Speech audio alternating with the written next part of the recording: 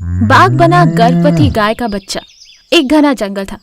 जंगल में कई सारे जानवर रहते थे। जंगल का राजा शेर और शेरनी बहुत ही दयालु और नेक दिल के थे। और शेरनी की एक दोस्त थी गाय, जिसका नाम था गौरी। गौरी गर्भवती थी। उसका अपना कोई नहीं था। शेर और शेरनी गौरी से बहुत प्यार करते थे। वो गौरी का बहुत ख्याल भी रखते थे। शेर और शेरनी का एक बेटा था सिम्हा। सिम्हा और गौरी एक साथ काफी वक्त बिताते थे।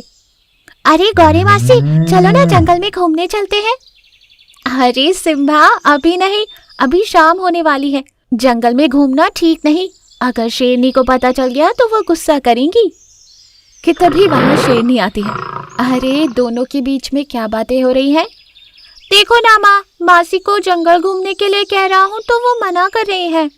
अरे नहीं सिम्हा, ये कोई वक्त नहीं है जंगल घूमने का, समझे? पर माँ। कहा ना नहीं, वैसे भी तुम दिन ब दिन बहुत जिद्दी होते जा रहे हो। अब चलो गुफा में। यूं शेरनी सिम्हा को डांट कर वहां से चली जाती है। सिम्हा उदास हो जाता है और सिम्हा को उदास देखकर गौरी कहती है, देखो सिम्हा, उदास मत हो। कल सुबह मैं तुम्हें अच्छी सी जगह ले जाऊंगी जिसे देखकर तुम बहुत खुश हो जाओगे। सच में मासी? तब तो बड़ा मजा आएगा। अगले दिन सिम्हा और गौरी जंगल में घूमने निकलते हैं। सिम्हा बहुत खुश था। वो चलता कूदता मजे कर रहा था। अरे बेटा सिम्हा, संभाल कर, चोट लग जाएगी। मासी, मुझे कुछ नहीं होगा, देखो कितना मजा आ रहा है। सिम्हा बहुत खुश था।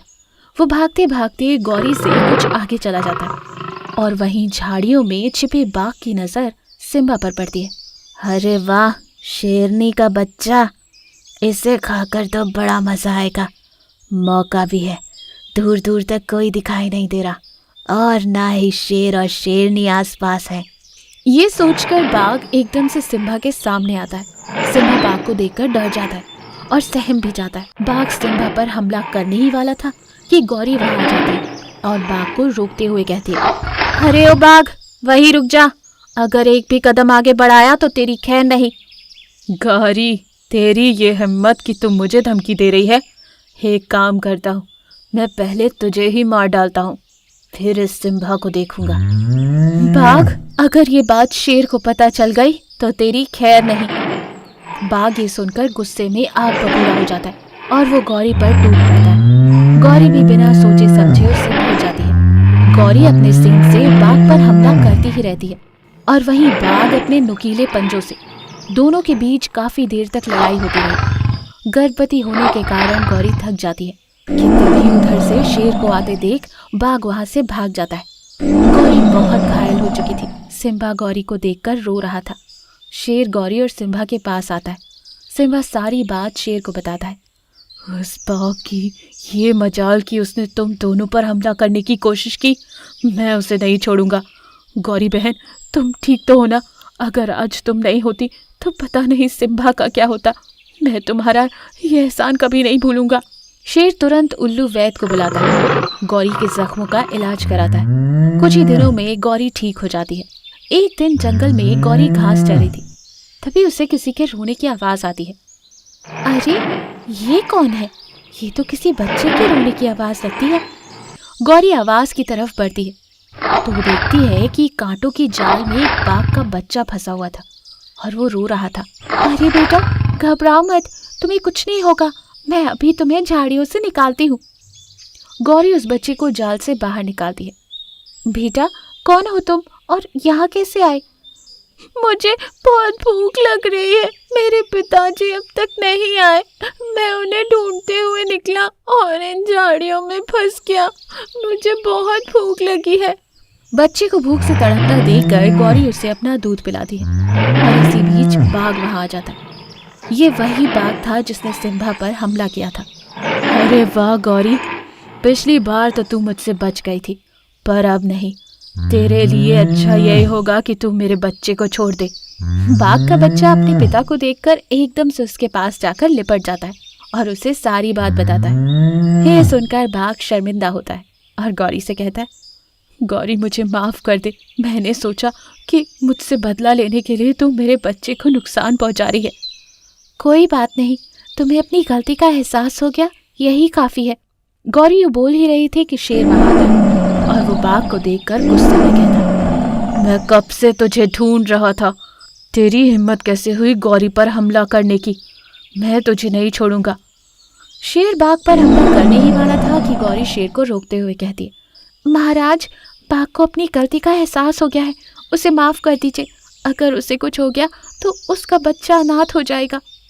ये सुनकर शेर शांत हो जाता है और वहां से चला जाता है। उस दिन से बाघ का बच्चा गौरी को अपनी माँ समझने लगा। गौरी भी बाघ के बच्चे को अपना बच्चा समझने लगी और खुशी खुशी जीवन गुजारने लगी। चतुर बंदर, सफेद शेर और जादुई मटका। जंगल का कोई राजा नहीं था, ना किसी का हुक्म और ना किसी की गुलामी। सारे जानवर आपस में मिलजुल कर खुशी से रहते थे, पर उनकी खुशी ज्यादा दिन टिक नहीं पाई। एक दिन कहीं से एक जादुई शक्तियों वाला और ताकतवर सफेद शेर जंगल में आता है। जानवर एक जगह पर बातें कर रहे थे कि तभी वो सारे जानवरों से कहता है, सुनो जंगलवासियों, आज से मैं तुम्हारा राजा और भगवान हूँ, समझो। इसलिए तुम सबको मेरी बात माननी ही पड़ेगी, मेरी पूजा करनी ही पड़ेगी। क्यों हम तुम्हारी बात माने? और हम तुम्हें अपना राजा मानने से इनकार करते हैं। वैसे भी हमारे जंगल को किसी राजा की कोई जरूरत नहीं है। हिरन के साथ साथ बाकी के जानवर भी सफेद शेर को राजा मानने से इनकार करते हैं। तब सफेद शेर को बहुत ही गुस्सा आता है। वो अपनी जादू से आग बरसाने लगता है और हिरन को तो एक चूहा ही बना देता है। सफेद शेर का ये रूप देखकर बाकी के जानवर घबरा जाते हैं। बेचारे जानवर सफेद शेर को अपना राजा मानने लगते हैं, पर शेर राजा बनकर प्रजा की रक्षा नहीं कर रहा था, बल्कि उन पर हुक्म फरमा रहा था। उनकी जरा सी गलती पर उनकी जान ले रहा था। सफेद शेर का आतंक दिन ब दिन जंगल में बढ़ता ही जा रहा था। जो जंगल हंसी खुशी से रहता था, वहां अब सन्नाटा छाया हुआ था। सारे जानवर मुरझा गए थे। ऐसे में एक दिन बंदर मटका लेकर जंगल वापस आता है। जंगल में आते ही वो सोचता है, अरे, ये जंगल में इतना सन्नाटा क्यों छाया हुआ है? लगता है कुछ गलत हुआ है जंगल के साथ।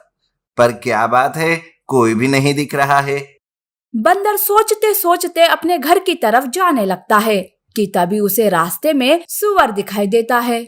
तब सुअर से पूछने पर सुअर बंदर को सफेद शेर की बात बताता है और वो वहां से चला जाता है। बंदर सोच में डूब जाता है कि तभी वहां सफेद शेर दहाड़ मारते हुए आता है। बंदर को देखते ही शेर गुस्से से कहता है, तुम कौन हो? कभी देखा तो नहीं तुम्हें इस जंगल में। कहाँ से आए हो तुम? महाराज, मैं काम की वजह से कुछ दिन जंगल से बाहर गया था। वैसे मुझे आपके बारे में सब पता है।